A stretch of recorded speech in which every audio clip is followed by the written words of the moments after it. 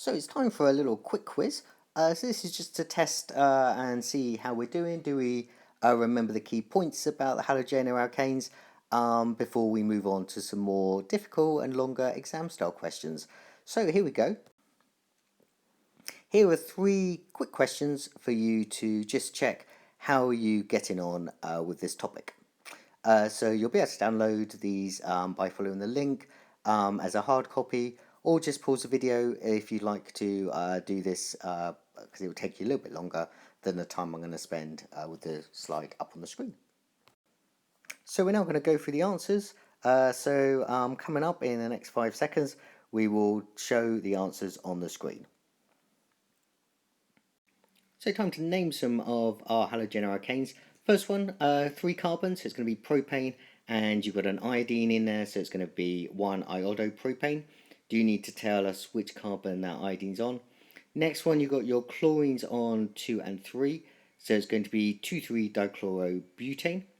And the final one is going to be 1-bromo, 2-methyl propane. So hopefully you got those okay. Displayed formula for 2-bromopropane.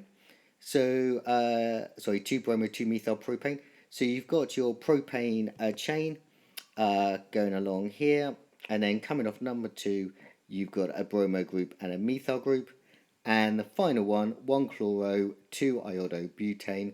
So you've got your carbon chain of 4 here, and then carbon number 1 has a chlorine, and carbon number 2 has an iodine. So final question, we're going to give the equation using structural formulae for the reaction of bromoethane reacting with sodium hydroxide solution, and that will of course produce ethanol and sodium bromide.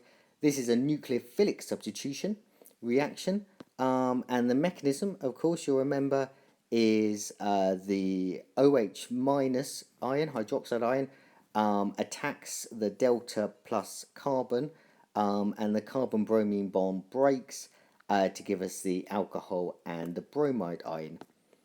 What is a nucleophile? And we're going to use that as that reaction as an example. Well, a nucleophile is an electron pair donor, and in this example, OH minus donates a pair of electrons to the delta plus carbon. And if I repeated it by changing the bromine to chlorine, what would happen?